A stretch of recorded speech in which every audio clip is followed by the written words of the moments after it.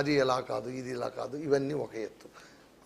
కాస్త మనం ప్రిడామినెంట్గా ఆలోచిస్తే కనుక ముస్లిం వర్గాలు కూడా దీన్ని తీవ్రంగా ఖండిస్తున్నట్టుగానే మనకు ప్రతి సందర్భంలోనూ కనిపిస్తాయి. మనకు ఓవైసీ గారే వచ్చి నిలబడి పాకిస్తాన్ ముర్దాబాద్ అన్నారు. ఓకేనా? సో ఇలాంటి సందర్భాల్లోన ఒక విశ్లేషకులు, వాళ్ళ పేరు మనం తీసుకోవాల్సిన అవసరం లేదు, కేవలం బీహార్ ఎన్నికలను దృష్టిలో పెట్టుకుని ఇంత తతంగం నడుపుతున్నారు అన్న ఒక వ్యాఖ్య చేశారు. మీరు దాన్ని ఎలా చూస్తారు? అంటే ఈ రాజకీయం ఎవరైతే ఉన్నారో ప్రతిదీ రాజకీయ కోణంలో చూడాలి. ఈ ఏదైతే ఇప్పుడు జరుగుతున్న వాతావరణం ఇది ఎక్కడ బీజేపీకి ప్లస్ అవుతుంది, బీహార్ ఎలక్షన్స్లో ఎక్కడ వాతావరణం బీజేపీకి అనుకూలంగా అవుతుంది అనే ఆలోచనతో దాన్ని కానియద్దు. మరి దాన్ని కానియద్దు అంటే ఇలాంటి డెఫినెట్లీ చేసేటోళ్ళు ఉంటారు. బట్ ఇక్కడ మనం ఆలోచించాల్సింది ఏంటంటే ఇవాళ మన భారతదేశం ముఖ్యం. శ్రీనివాసరావు గారు చెప్పినట్టు ఈవెన్ ప్రతిపక్షం కూడా అందరు కూడా ఇవాళ ఏకమై నరేంద్ర మోడీ గారికి పూర్తి స్థాయి మద్దతు ఇచ్చారు. భారతదేశ స్టెబిలిటీ, భారతదేశ ఎకానమీ అందరికి ముఖ్యం.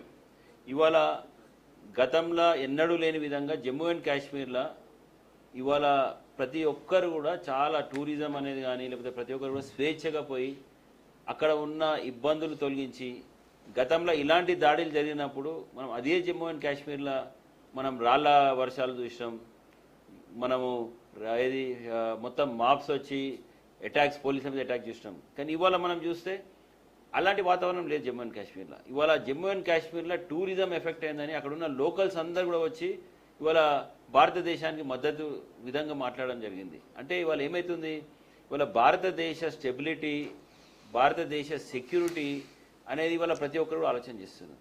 ఇవాళ మన భారతదేశం అటాక్ చేసింది ఇవాళ పాకిస్తాన్కి కానీ లేకపోతే పాకిస్తాన్ సపోర్ట్ ఆర్గనైజేషన్స్ కానీ మనం బుద్ధి చెప్తున్నామంటే కేవలం మన భారతదేశ స్టెబిలిటీ మీద వాళ్ళు దెబ్బకొట్టే ప్రయత్నం చేసిండ్రు. ఇవాళ జమ్మూ కాశ్మీర్ మీద దెబ్బకొట్టే ప్రయత్నం చేసిండ్రు. దాన్ని ప్రతిఘటంగా మనం ఇవాళ వారి మీద చేయడం జరిగింది తప్పితే కేవలం బీహార్ ఎలక్షన్స్ లేకపోతే ఇంకేదో ఎలక్షన్స్ అనే ఆలోచన చేసింది కాదు.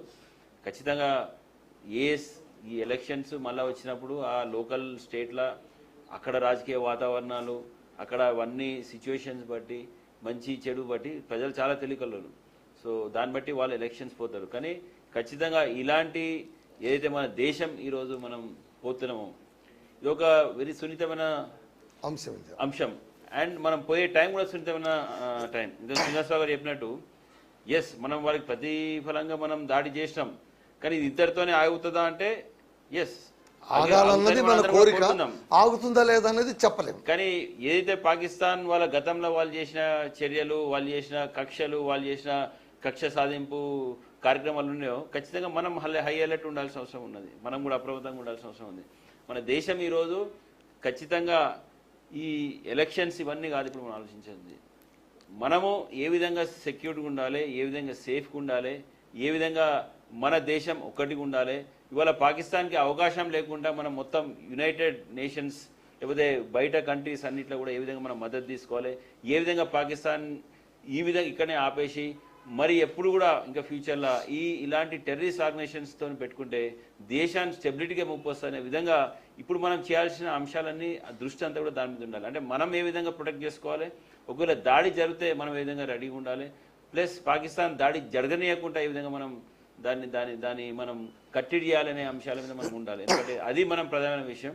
ఇవాళ ప్రపంచం మొత్తం కూడా చాలా భారతదేశం వైపు చూస్తుంది. టెర్రరిజానికి నరేంద్ర మోడీ గారు ఫస్ట్ డేకి వెళ్ళి కూడా ఎక్కడ కూడా తావేయలేదు.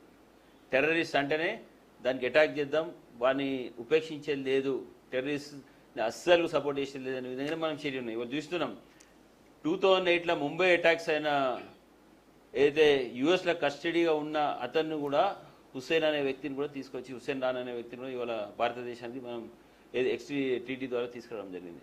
అంటే టెర్రరిస్ట్ ఇక్కడ మన భారతదేశంలో ఎక్కడ అటాక్ చేసినా వాళ్ళు ఏ దేశంలో ఉన్నా, అమెరికా లాంటి దేశంలో ఉన్నా మనం ఇవాళ వాడిని తీసుకొచ్చి ఇక్కడ మనం న్యాయం చేసే అంత సత్తా కేపబిలిటీ వాళ్ళ భారతదేశానికి వచ్చింది. కాబట్టి డెఫినెట్లీ మనం ఈ రాజకీయాలని పక్కబెట్టాలి. మన దేశ భద్రత, మన దేశ సెక్యూరిటీ, స్టెబిలిటీ చాలా ఇంపార్టెంట్, ఎకానమీ చాలా ఇంపార్టెంట్. ఇప్పుడు మనం చాలా సున్నితమైన సమయంలో ఉన్నాం. కాబట్టి మనం అందరం కూడా మరి డెఫినెట్లీ ప్రతిపక్షాలు అన్నీ కూడా ఇవాళ నరేంద్ర మోడీకి సపోర్ట్ చేయడం జరిగింది. ఇదంతా కూడా చాలా ఇంపార్టెంట్. ఇప్పుడు అటు చూద్దాం పాకిస్తాన్ దిక్కు, అక్కడ సగం కంట్రీ వాళ్ళే కొట్లాడుతున్నారు, అక్కడ సగం మంది మినిస్టర్లు కూడా పారిపోయి యూకేలో ఉన్నారు. యుద్ధం జరిగితే అసలు పాకిస్తాన్లా దాన్ని సపోర్ట్ చేసే కరెక్ట్ సిస్టమ్ కూడా వాళ్ళకి లేదు. సో ఇలాంటి వాతావరణంలో డెఫినెట్లీ మనకి ఇంకా అంశాలు ఉన్నాయి, ఇంకా మనం చేయాల్సిన కార్యక్రమాలు ఉన్నాయి, పనులు ఉన్నాయి. ఖచ్చితంగా దీంతోనే మనం ఇక్కడ ఆపకుండా ఖచ్చితంగా దీన్ని మొత్తం కూడా ఒక ప్రాపర్ క్లోజర్కి తీసుకురావాలనేది ఇప్పుడు మన ఉద్దేశం. ఓకే సార్ రెడ్డి గారు, ఇప్పుడు ఈ ఈ ఈ మాటలు అంటే ఇప్పుడు అదే విశ్లేషణ అంశాన్ని మనం తీసుకుంటే అంటే పొలిటికల్ అంటే ఇంతేనా అనేటువంటి అభిప్రాయానికి ప్రజలు రావడం వల్ల ఇలాంటి వ్యాఖ్యలు వస్తున్నాయి. ఇప్పుడు యుద్ధము లేదా ఒక దేశం భద్రతకు సంబంధించిన అంశం, దేశ పౌరుల భద్రతకు సంబంధించిన అంశం, ఈ అంశంలోన తీసుకునే నిర్ణయాలను పార్టీలకు అతీతంగా అందరూ సపోర్ట్ చేయాలి, అది అనివార్యం, దాని మరో మాట లేదు. కానీ ఇలాంటి సందర్భాల్లో కూడా అంటే భారతదేశంలో స్వేచ్ఛ కాస్త ఎక్కువైపోయిందా, లేదా అంటే కనుక రాజకీయ విశ్లేషణలు మనం ఏం చేసినా కూడా వింటారు అనేటువంటి ధోరణి ఏమైనా ప్రబలుతోందా, లేదా రాజకీయాలే ఇంత? మీరు చెప్పండి, ఏది వాస్తవం? రాజకీయాలే ఇంతనా, లేదా విశ్లేషిస్తున్న వాళ్ళు కాస్త ఏమైనా ఆత్మపరిశీలన చేసుకోవాలనా, లేదు అంటే కనుక ఇంకా మనం చేయగలిగింది ఏమీ లేదు? రాజకీయాల గురించి మాట్లాడినప్పుడు రాజకీయాలు మాట్లాడవచ్చు, అది బాగానే ఉంది. కానీ ఇక్కడ పౌరులకు సంబంధించింది అమాయక ప్రజలు చచ్చిపోతూ ఉంటే రాజకీయాలు చేయడం కరెక్ట్ కాదు. వాళ్ళు ఆత్మవిమర్శ చేసుకోవాలి. విశ్లేషణ ఏ విధంగా చేసుకుంటారు చెప్పండి. ఫర్ ఎగ్జాంపుల్ కాంగ్రెస్ పార్టీ అధ్యక్షులు ఎవరు, మల్లికార్జున ఖర్గే గారు ఏం మాట్లాడారు, ఇది మోడీ గారికి ముందే తెలుసా అన్నట్టు మాట్లాడారు.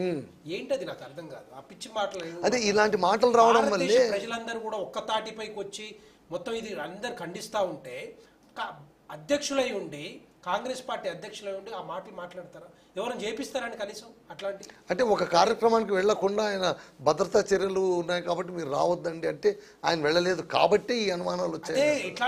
ఇట్లాంటి మాటలు ఏంటంటే డెఫినెట్ గా భారతదేశ ప్రజలందరూ కూడా ఇట్లాంటి మాటలే ఖండిస్తూ ఉంటారు, ఇది చేస్తూ ఉంటారు. ఏంటంటే కాంగ్రెస్ పార్టీ రాజకీయాల కోసం మాట్లాడొద్దు ఈ టైంలో.